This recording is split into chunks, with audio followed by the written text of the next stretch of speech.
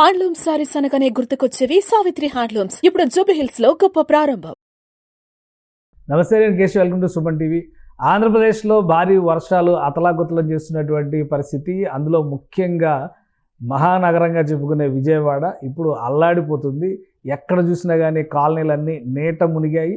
పైనుంచి చూస్తే భారీ ఎత్తున వరద నీరు వచ్చి కృష్ణానదిలో పొంగి పొర్లుతున్నటువంటి వాతావరణం. ఈ నేపథ్యంలో ప్రకాశం బ్యారేజ్ దగ్గర భారీ ఎత్తున వరద నీటిని దిగువకు వదులుతున్నారు. అలానే ప్రకాశం బ్యారేజ్ దగ్గర నుంచి అనేక కాలువలకు కూడా నీటిని విడుదల చేస్తున్నారు. చుట్టుపక్కల ప్రాంతాల్లో అప్రమత్తంగా ఉండాల్సినటువంటి పరిస్థితి చాలా స్పష్టంగా కనిపిస్తుంది. ప్రకాశం బ్యారేజ్ దగ్గర తాజా పరిస్థితి ఎలా ఉంది, ముఖ్యంగా విజయవాడ నగరంలో వాతావరణ పరిస్థితులు ఎలా ఉన్నాయి, ఈ అంశం పైన అప్డేట్స్ మా ప్రతినిధి నాగరాజు అందిస్తారు. నాగరాజు గారు నమస్కారం. నాగరాజు గారు,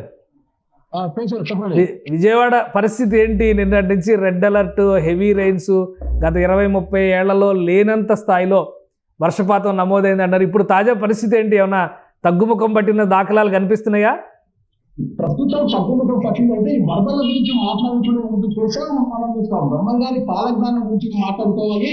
బ్రహ్మంగారు ఆనాడు చెప్పారు తన కాలజ్ఞానంలో విజయవాడకు వరద వచ్చి ఉంది అని ఆ రోజు ఆయన చెప్పుకున్న విధంగానే నిన్న ఏదైతే అంటే దాదాపు 20-30 ఏళ్ల తర్వాత సంభవించిన కుంభవృష్టి కారణంగా వచ్చిన వరదలతో నిజంగా బ్రహ్మంగారు చెప్పిన కాలజ్ఞానం అండ్ మొత్తం జ్యోతిషంలో ఈ రోజు నిజం కాబోతుందా, మరో వైనాడు కాబోతుందా విజయవాడ నగరము అన్న విధంగా మొత్తం విజయవాడ నగర ప్రజలంతా కూడా ఒక చిగురుటాకులా ఉండిపోయారు. ఎందుకంటే శనివారం నుంచి నిన్నటి అర్ధరాత్రి వరకు 2 రోజులుగా కూర్చున్న వర్షపాతం 2222 మిల్లీమీటర్ల వర్షపాతం ఎన్టీఆర్ జిల్లాలో నమోదైందంటే ముఖ్యంగా ఆ మహానగరంలో విజయవాడలో అతి ఎక్కువగా వర్షపాతం నమోదించకపోవచ్చు. అసలు ఇక్కడ విజయవాడ పరిస్థితి తీసుకుంటే విజయవాడలో పక్కనే కృష్ణ పర్వతం పెరుగుతుంది. దానితో విజయవాడ నగరం కనిపించినా కూడా కొండ ప్రాంతాలు ఎక్కువగా ఉంటాయి. కొండల కింద కావచ్చు, కొండల పైన కావచ్చు, ప్రజలు ఇక్కడ ఇల్లు నిర్మాణాలు చేసుకొని నివసిస్తుంటారు. అంటే సాధారణంగా కురిసే వర్షానికి కొండలపై నీళ్లు పడి ఆ నీళ్లు కిందికి వస్తేనే రోడ్లు ఇక్కడ మునిగిపోయే పరిస్థితి. అలాంటివి నిన్న 2 రోజుల నుంచి కురిసిన భారీ కుంభవృష్టి కారణంగా రోడ్లన్నీ కూడా జల దిగ్బంధంలో చిక్కుకుపోయి ప్రజలు బయటికి రావడానికి కూడా భయపడే పరిస్థితి. ఒకవేళ ప్రజలు సాహసించి బయటకు వచ్చి కూడా వరద ముప్పులో చిక్కుకుపోయి కూడా చాలా ఇబ్బందులు పడ్డారు. హోటళ్లు అన్ని కూడా ఇక్కడ కూర్చోవడంతో చాలా మంది ఇబ్బందులు పడ్డారు. అసలు ముఖ్యంగా చెప్పంటే జాతీయ రహదారితో పాటు అంటే గుంటూరు, విజయవాడ, ఇట్లా విశాఖపట్నం జాతీయ రహదారితో పాటు రైలు మొత్తం కూడా ఇక్కడ ట్రాఫిక్ స్తంభించిపోయింది. ముఖ్యంగా రైళ్ల ప్రయాణికులు సైతం కూడా గమ్యస్థానాలు చేరుకొని రైలు అందుబాటు పడాల్సి వచ్చింది. ఇప్పుడు మనం చూసుకుంటే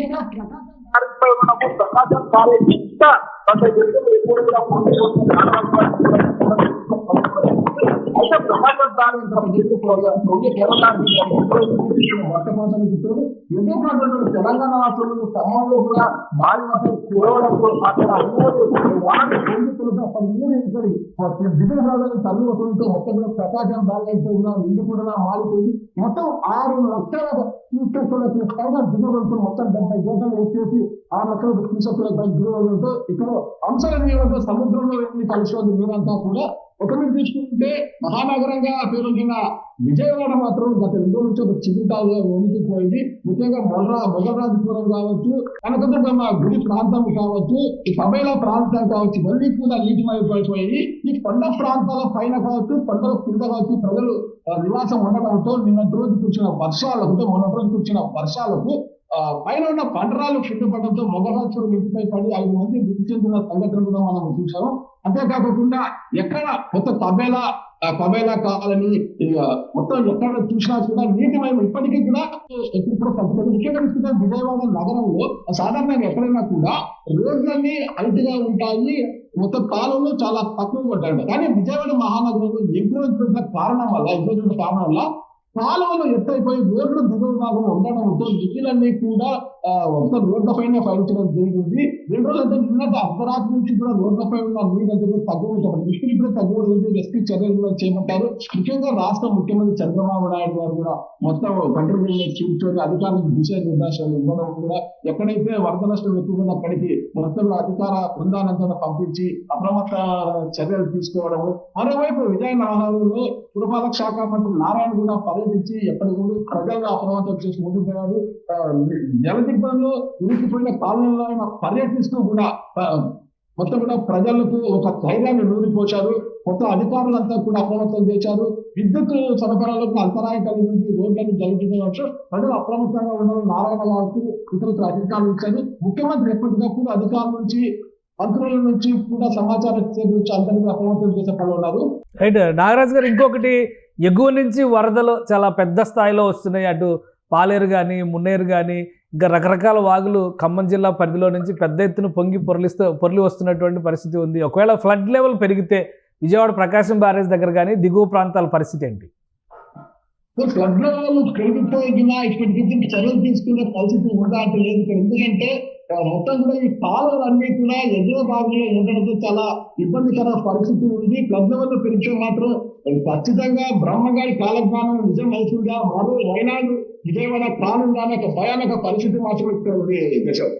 రైట్, రెండో ప్రమాద హెచ్చరికని ప్రకాశం బ్యారేజ్ దగ్గర అనౌన్స్ చేశారు. ప్రకాశం బ్యారేజ్ ఇన్ఫ్లో అవుట్ఫ్లో 5,82,360 క్యూసెక్లు ఉన్నట్టుగా అధికారులు ఒక రిపోర్ట్ రిలీజ్ చేశారు. అలానే ప్రకాశం బ్యారేజ్ దగ్గర 15 అడుగులకి నీటి మట్టం చేరింది. దివిసీమకి పొంచి ఉన్న వరద ముప్పు ఇప్పుడు ప్రజెంట్ లేటెస్ట్గా వస్తున్నటువంటి అప్డేట్.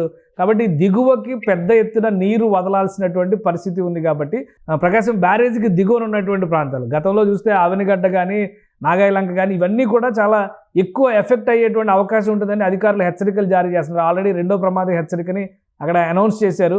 సో అసలు వర్షం పరిస్థితి ఏంటి? వర్షం మళ్ళీ పడే అవకాశాలు ఉన్నాయా, లేదంటే ఇక వర్షం అక్కడ తెరపించింది కాబట్టి వరద ముప్పు మాత్రమే పొంచి ఉంటుంది విజయవాడ ఆ దిగువ ప్రాంతాలకు సంబంధించినటువంటి ప్రజలకు అనుకోవచ్చా? విశాఖపట్నం, శ్రీకాకుళం మధ్య కళింగపట్నం వద్ద తుఫాన్ తీరం దాటిందని చెప్తున్నారు. దీంతో వర్ష ప్రభావం పట్ల అరేబియా సముద్రంలో నెలకొన్న తుఫాన్ కారణంగా దేశంలోని 10 రాష్ట్రాల్లో వరదలు మరింత అంటే వర్షాలు అతి స్థాయిలో వచ్చే అవకాశం ఉందంటున్నారు.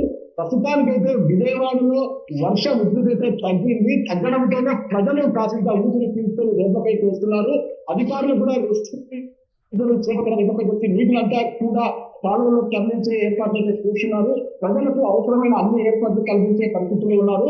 రైట్ నాగరాజు గారు, ఇక సహాయక చర్యల విషయంలో ప్రభుత్వ యంత్రాంగం కానీ, ప్రజాప్రతినిధులు కానీ అక్కడ అందుబాటులో ఉంటున్నారా? ఎక్కడికక్కడ రిలీఫ్ మెజర్స్ తీసుకోగలుగుతున్నారా? ఖచ్చితంగా చేశారు. ఎప్పటికప్పుడు అధికారులు అప్రమత్తం చేయడం, ముఖ్యంగా రాష్ట్ర ముఖ్యమంత్రి చంద్రబాబు నాయుడు గారు చాలా అభివృద్ధిగా ఉన్నారు. కంట్రోల్ నుంచి ఎప్పటికప్పుడు విషయాలు తెలుసుకుంటే అధికారులు అప్రమత్తం, మంత్రులు, ఎమ్మెల్యేలు ఆ ప్రాంతం తెలుసు. ముఖ్యంగా పురపాలక శాఖ మంత్రి నారాయణ మొత్తం నీటి ప్రవాహంలోనే నడుస్తూ కూడా ప్రజల్లో ఒక ధైర్యం కల్పించడం వాళ్ళకి కావాల్సిన సహాయక చర్యలు అందించడంలో కూడా నారాయణ గారు తీవ్రంగా ఉనికిపోవడం జరిగింది.